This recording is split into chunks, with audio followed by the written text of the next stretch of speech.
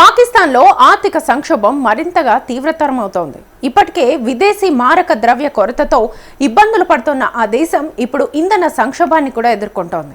మధ్య ఆసియా ప్రాంతంలో యుద్ధ ప్రభావంతో ఇంధన సరఫరా దెబ్బతినడం పరిస్థితిని మరింతగా క్లిష్టం చేసింది. ఈ నేపథ్యంలో ఇంధన వినియోగాన్ని తగ్గించేందుకు పాకిస్తాన్ ప్రభుత్వం స్మార్ట్ లాక్డౌన్ విధానాన్ని అమలు చేసింది.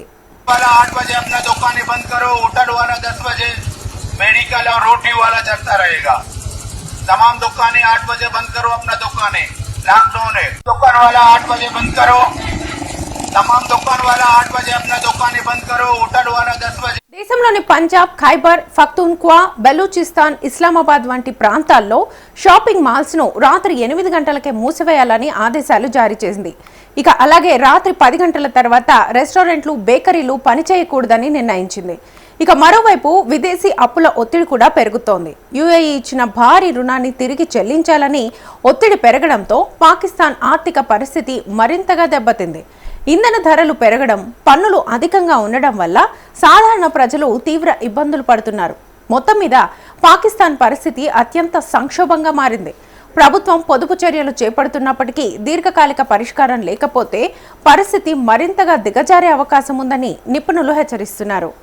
8 बजे बंद करो, अपना दुकानें लॉकडाउन है। दुकान वाला 8 बजे बंद करो, तमाम दुकान वाला 8 बजे अपना दुकानें बंद करो, होटल वाला 10 बजे, मेडिकल और रोटी वाला चलता रहेगा। तमाम दुकानें 8 बजे बंद करो, अपना। మధ్య ఆసియాలో ముఖ్యంగా ఇరాన్, ఇజ్రాయెల్ ఉద్రిక్తతల వాతావరణం వల్ల అంతర్జాతీయంగా చమురు సరఫరా దెబ్బతింది.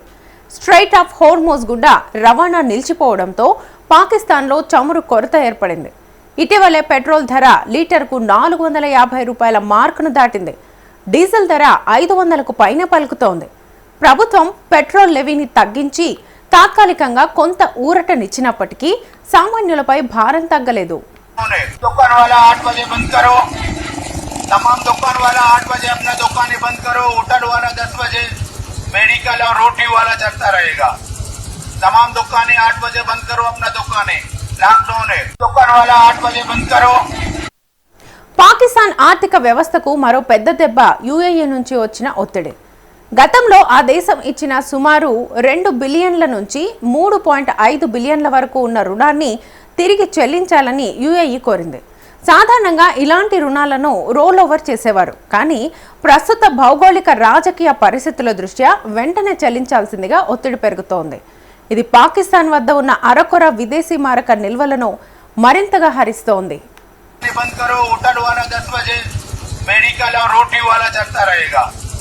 तमाम दुकानें 8 बजे बंद करो, अपना दुकानें लॉकडाउन है। दुकान वाला 8 बजे बंद करो, तमाम दुकान वाला 8 बजे अपना दुकानें बंद करो, होटल वाला 10 बजे।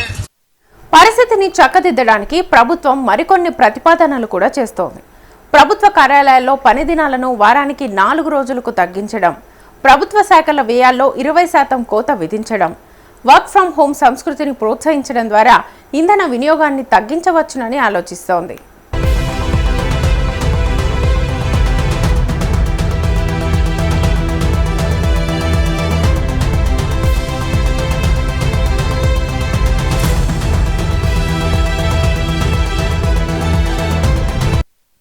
మొత్తంగా చూస్తే పాకిస్తాన్ ప్రస్తుతం ఒకవైపు భారీ ద్రవ్యోల్బణం, మరోవైపు అప్పుల భారం, ఇంకోవైపు ఇంధన కొరతతో ఒక ట్రిపుల్ క్రైసిస్ను ఎదుర్కొంటోంది.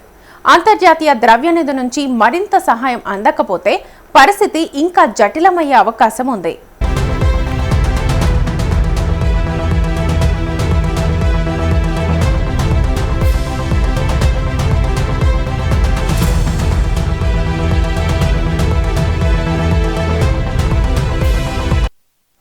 పాకిస్తాన్లో నెలకొన్న ఈ తీవ్రమైన ఆర్థిక, ఇంధన సంక్షోభం ప్రభావం భారత్పై నేరుగా ఆర్థికంగా పెద్దగా ఉండకపోయినప్పటికీ భౌగోళిక, రాజకీయ, భద్రతా పరంగా కొన్ని ప్రభావాలు చూపే అవకాశం ఉంది.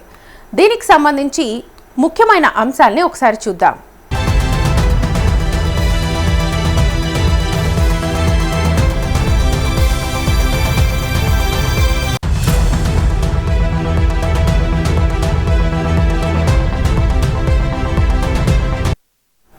భారత్, పాకిస్తాన్ మధ్య ప్రస్తుతం అధికారిక వాణిజ్యం చాలా తక్కువగా ఉంది. 2026 నాటికి భారత ఎగుమతులు మరింతగా తగ్గాయి. కాబట్టి పాకిస్తాన్ ఆర్థిక పతనం వల్ల భారతదేశ వర్తకానికి పెద్దగా నష్టం జరగదు. అంతర్జాతీయ మార్కెట్లో చమురు సరఫరా దెబ్బతినడం వల్ల భారత్లో కూడా ద్రవ్యోల్బణం పెరిగే ప్రమాదం ఉంది. ఇక మూడీస్ వంటి సంస్థలు 2026-27 ఆర్థిక సంవత్సరానికి భారత వృద్ధి రేటు అంచనాను 6% తగ్గించాయి.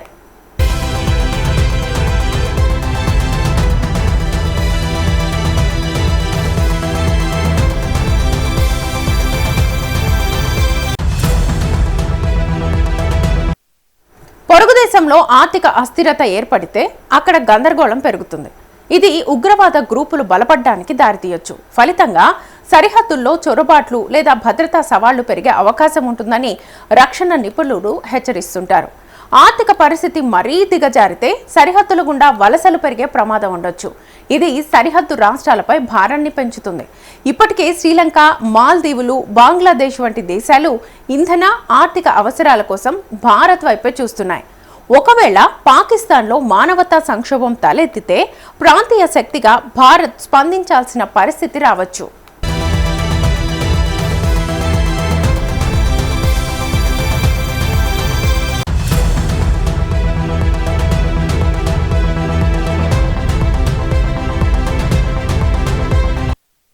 పాకిస్తాన్ అప్పుల ఊబిలో చిక్కుకోవడం వల్ల ఆ దేశంపై చైనా తన పట్టును మరింతగా పెంచుకునే అవకాశం ఉంటుంది. ఇది వ్యూహాత్మకంగా భారత్కు కొంత ఇబ్బందికర పరిణామం. భారత్ ప్రస్తుతం తన చమురు దిగుమతులను వైవిధ్యపరుచుకుంటూ మధ్య ఆసియా సంక్షోభం నుంచి తనను తాను రక్షించుకునే ప్రయత్నం చేస్తోంది. పాకిస్తాన్ పరిస్థితి వల్ల భారత్కు ఆర్థిక ముప్పు కంటే భద్రతాపరమైన అప్రమత్తతే ఎక్కువగా అవసరం.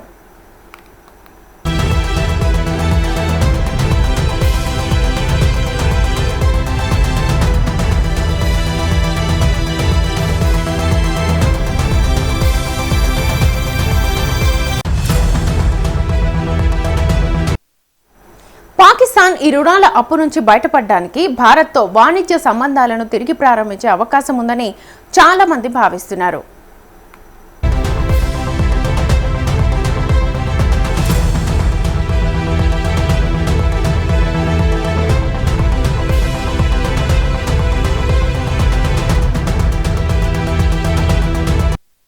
భారత్లో లాక్డౌన్ విధించే అవకాశం ఉందనే వార్తలపై ప్రభుత్వం ఇప్పటికే స్పష్టమైన వివరణనిచ్చింది. ప్రస్తుతం సామాజిక మాధ్యమాల్లో వస్తున్న లాక్డౌన్ వార్తలు కేవలం పుకార్లు మాత్రమే. భారత కేంద్ర మంత్రులు హర్దీప్ సింగ్ పూరి, నిర్మలా సీతారామన్ ఈ పుకార్లను ఖండించారు. దేశంలో లాక్డౌన్ విధించే ఆలోచన ప్రభుత్వానికి లేదని, ప్రజలు ఆందోళన చెందొద్దని వారు స్పష్టం చేశారు. భారత్ వద్ద తగినంత స్థాయిలో పెట్రోల్, డీజిల్, గ్యాస్ నిల్వలు ఉన్నాయని, సరఫరాలో ఎలాంటి అంతరాయం కలగకుండా చర్యలు తీసుకుంటున్నామని ప్రభుత్వం ప్రకటించింది.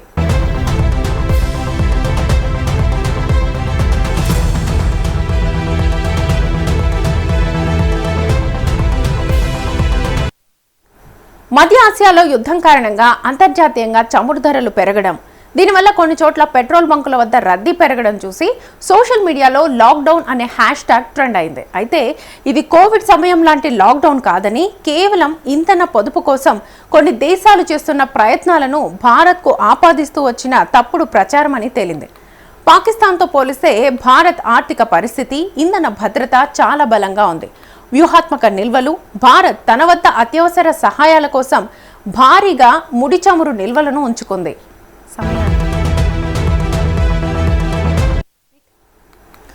వ్యూహాత్మక నిల్వలు, భారత్ తన వద్ద అత్యవసర సమయాల కోసం భారీగా ముడి చమురు నిల్వలను ఉంచుకుంది.